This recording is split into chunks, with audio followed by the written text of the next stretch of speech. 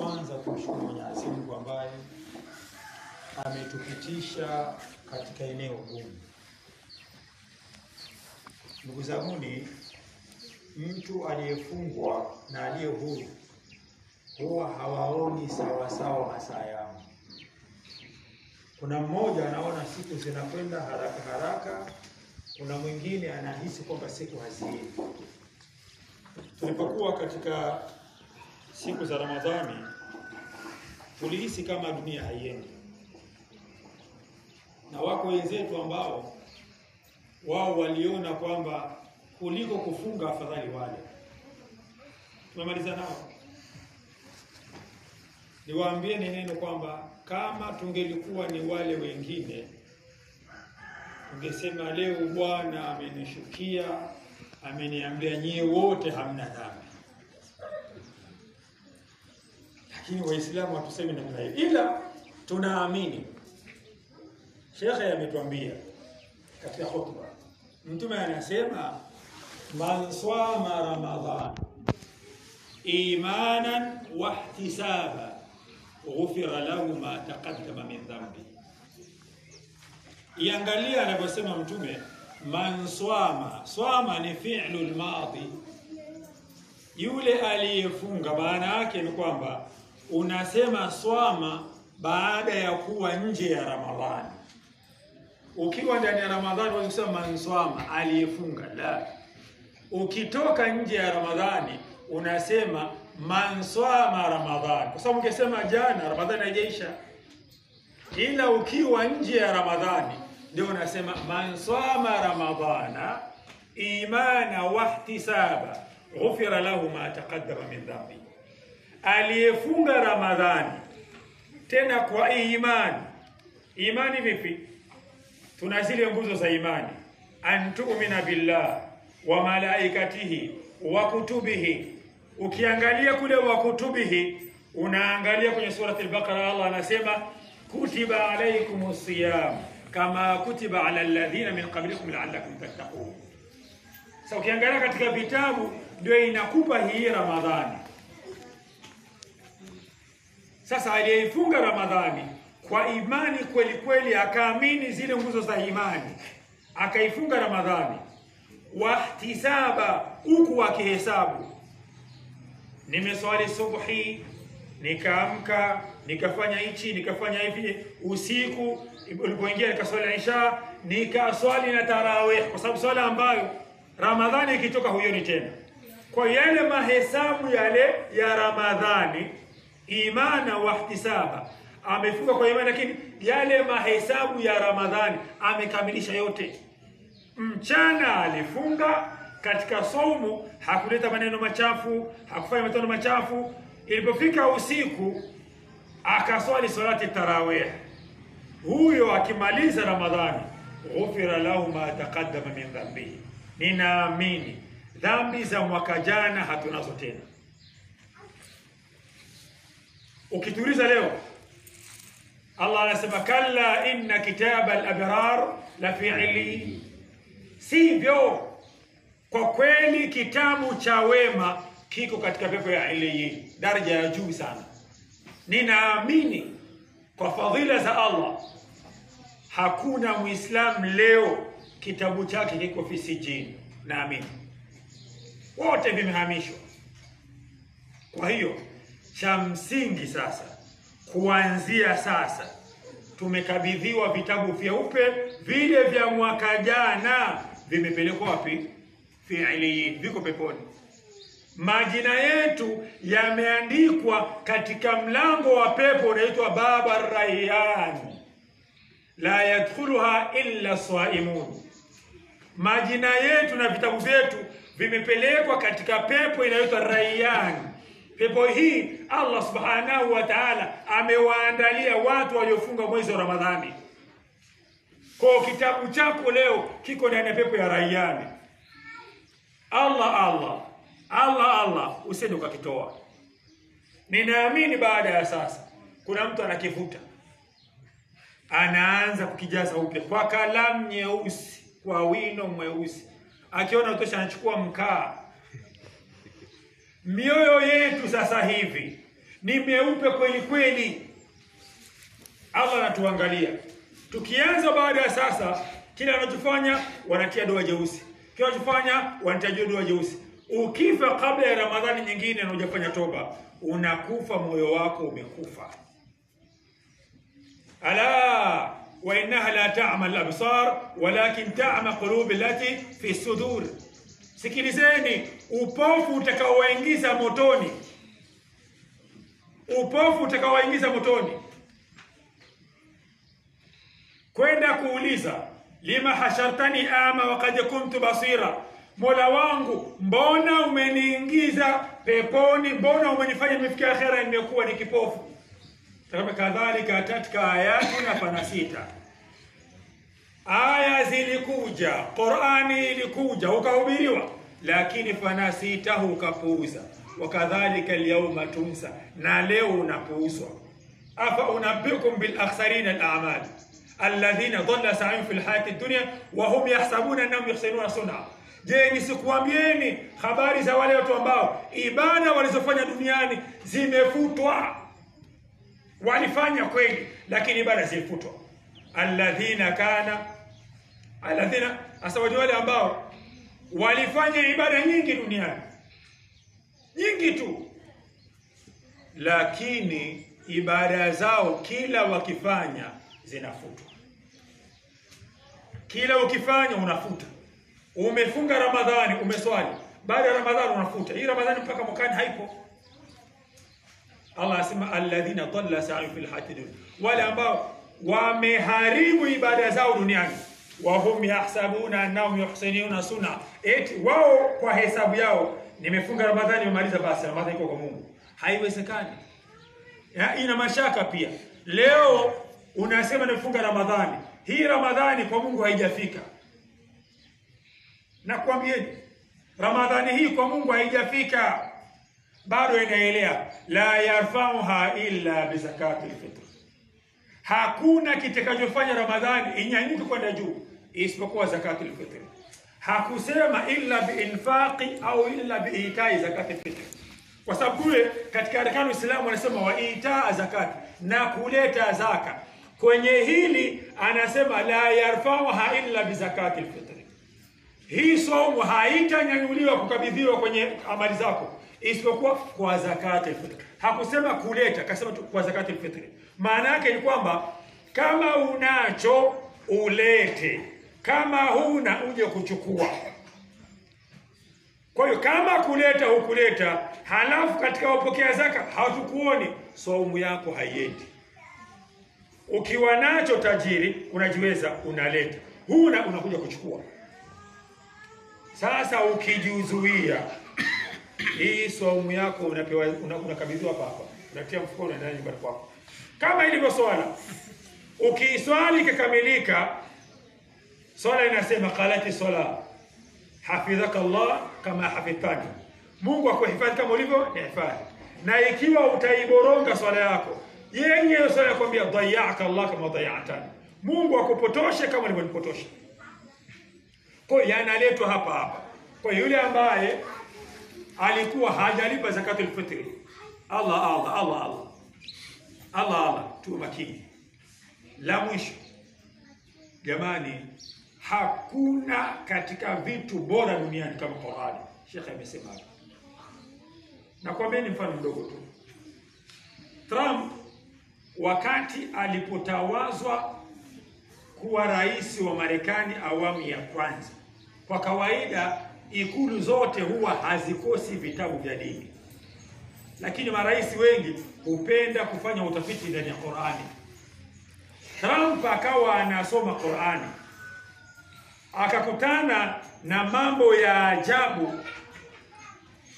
Mwisho wake ikabidi ampigie rais mzoefu ambaye ni rafiki yake, akampigia Macron. Bwana, mimi nimesoma Qur'ani, lakini ninashangaa, hivi inakuwaje kitabu hicho wawe nacho Waislamu?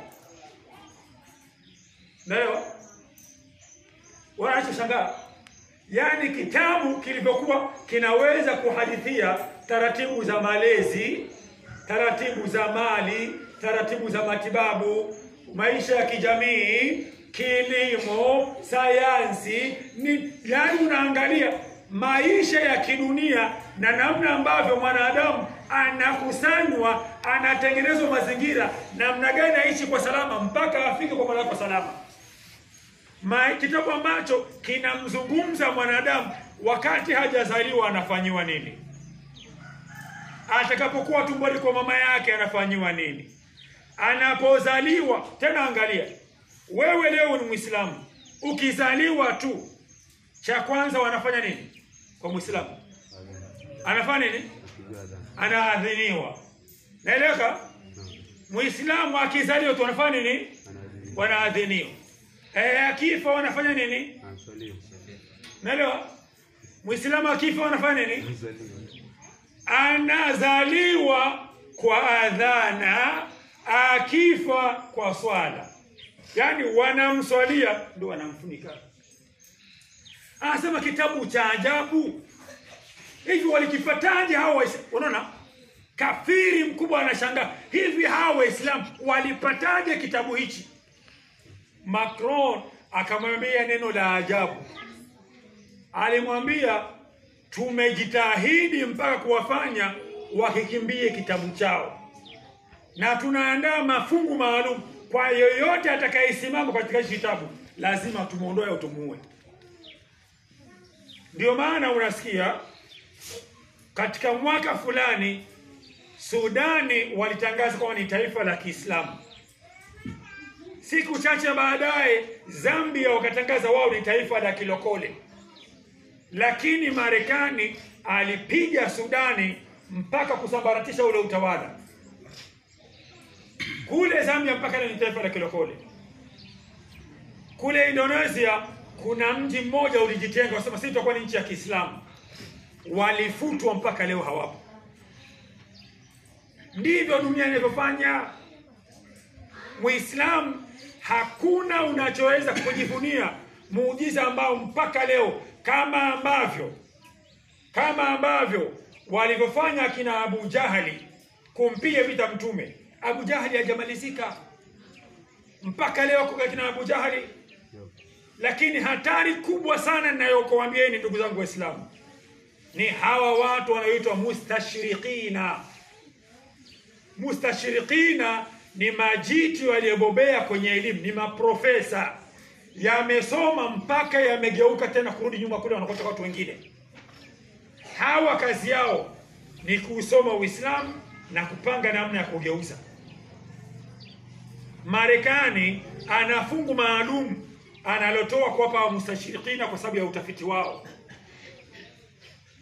Hatua ya kwanza walichukua Uingereza miaka hiyo ya nyuma, wakatengeneza programu yao, wakatengeneza kitu kinachoitwa madhehebu ya Ahmadiyya.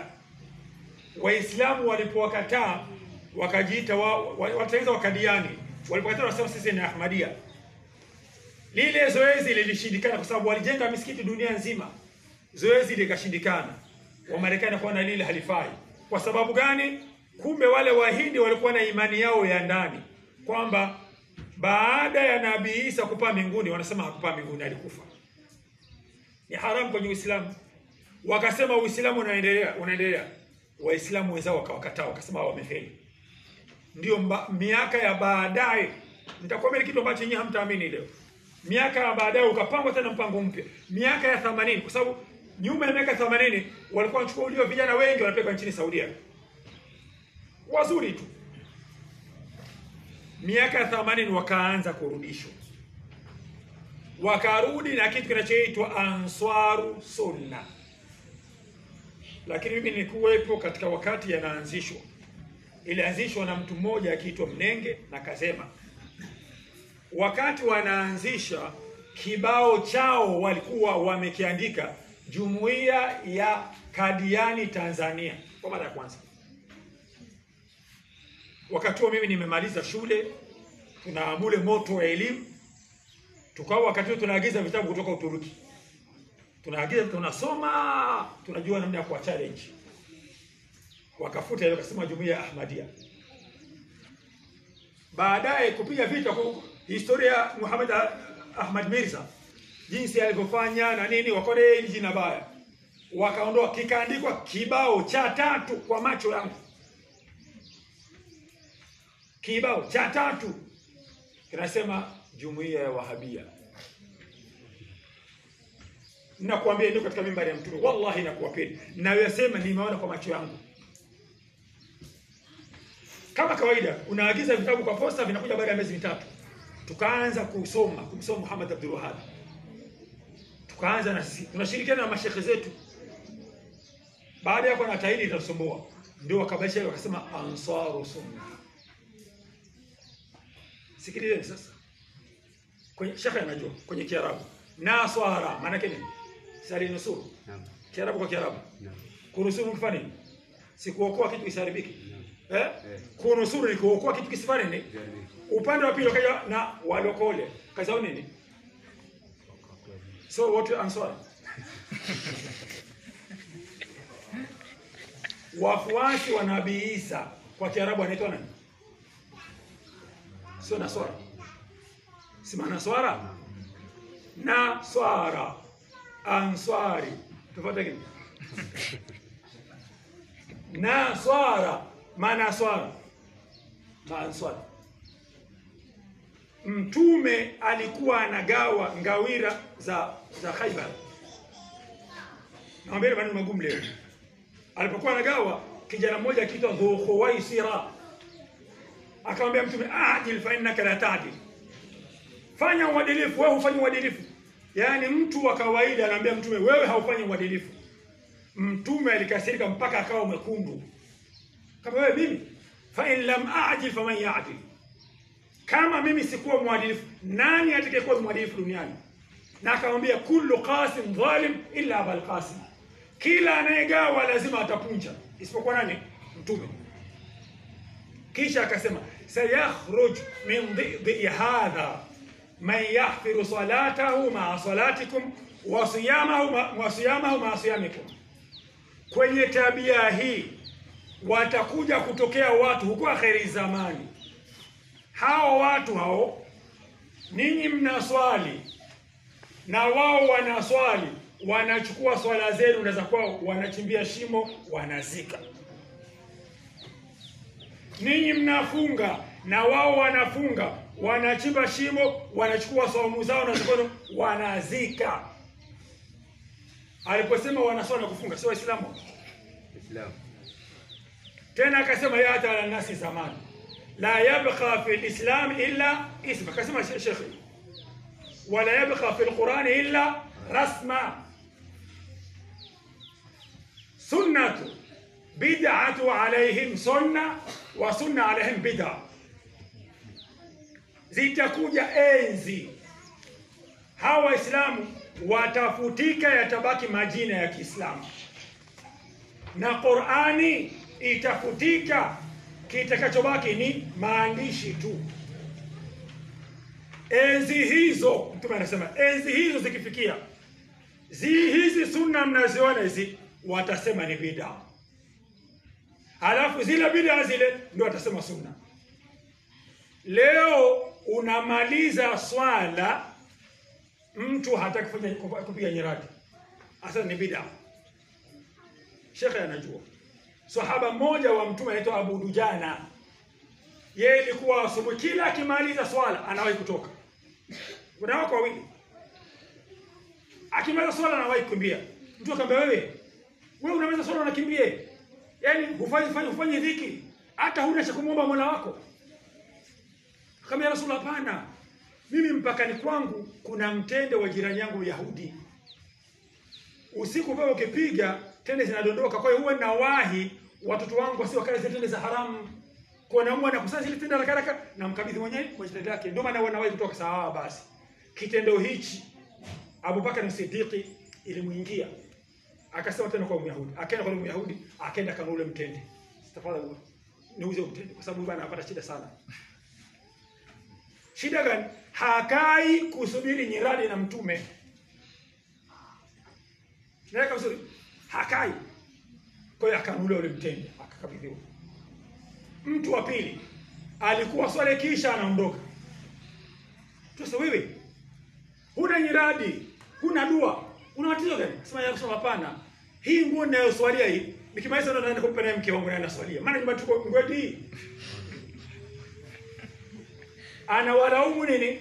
Kuwahi kutoka kabla ya kusubiri nyiradi, kabla kusubiri dua. Na Mtume anasema ma min maq'adin lam yuzkara fiha ismullah wa lam yusalla ala an-nabi illa kana tatra alayhi yawm al-qiyamah. Kikao chochote msikitini, chochote kitu mmekaa, hamkufanya dhikri, hamkumtakia Mtume rehema, kikao chenye hasara siku ya kiyama. Je, hatukatazi kufanya dhikri baada ya swala? Hatukatazi kumswalia Mtume baada ya swala? Vitu vya sunna Mtume anasema enzi hizo zikifika sunna itakuwa bid'a na bid'a itakuwa sunna. Anakwambia fa idha qudati salatu fantashiru, mkiweza kusali tawanyekeni. Intishar haimaanishi kwenda mbio. Kwenda mbio ni sa'ya.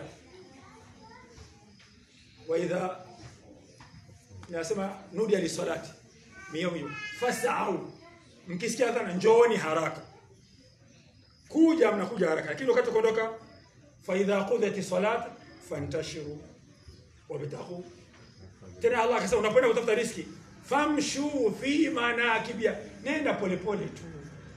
Sahau nakimbia nini? Kwa na kuombea ndugu zangu, tusimame kwenye Qur'ani na Sunna. Niliwaambia ni habari ya mustashriqina. Hawa wanajifanya ni waislamu kabisa. Na Allah anasema wa minan nasi man yaqulu amanna billahi wa bil yawmil akhir. Na kuna watu watakuja katika Uislamu watasema na sisi tumeamini, wanataka katika Uislamu. Allah anasemaje? Wama hum bimu'min, hawa sio waamini. Yukhadi'una Allah walladhina amanu. Watamhadaa Mungu na kuwahadaa waumini. Alama zao idha ra'aitahum tu'jibuka ajsamuhum. Ukiwaona hivi hata maumbile yao yani wamekaa kidini, yani kinabii. Ndio anasema Mwenyezi Mungu, ukiona unasema kwa kweli ushekhi. Wa yaqulu tasma' liqawli, na wakisema kauli zao unasikia. Anapiga hadithi. Lakini kana muhashimu musannada. Huo ni ubao umeegemezwa kwenye mti. Ukikata mti ubao utasimama. Wapo tupo. Lakini nakuthibitishieni, ikiwa hatupo wana dini nyingine kabisa. Kule Afrika Magharibi na Nigeria waliwa alisuni wote mpaka tokana wanakimbia wakabaki peke yao. Kilichotokea wanaingia shule ya sekondari ya wasichana, wakabeba wasichana wote kanao porini. Sema hawezi bana hao wanafiki hao binti wa Kiislamu. Sasa wewe Mtume anasema akikaa mwanaume na mwanamke wakiwa peke yao watatu nani? Shetani. Wavulana na wasichana porini peke yao. Matokeo wengine warudi na watoto wawili watoto. Kwa nini? Ikiwa hatupo kuna dini nyingine. Na kuombe ndugu zangu. Nimalizie kwa kuomba kwamba Allah sala. Wama malakat imanu. Delini na imani tuko wengi kwa msikiti, lakini Jumaa tuonekane jamani. Na kuombeeni jamani. Msikiti wenu ni huu.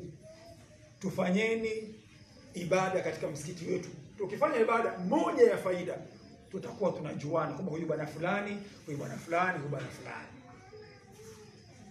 Lakini tusipojuana, lazima tukao jambo kwa Muislamu tusijui. Kwa ni kama uko nyumbani, hauko kazini. Inshallah Allah akupa nguvu. Tuwe tunakutana msikitini. Msikiti ndio kwetu. Tutafikiri mengi kuhusu msikiti wetu. Hatuna mwingine hapa. Ni kuombeeni sana. Haukwenda kazini, njoo tuswali swala ya jamaa. Wa hadha, salamu alaykum wa rahmatullahi wa barakatuh wa al-afwa minkum. Wa alaykum salaam.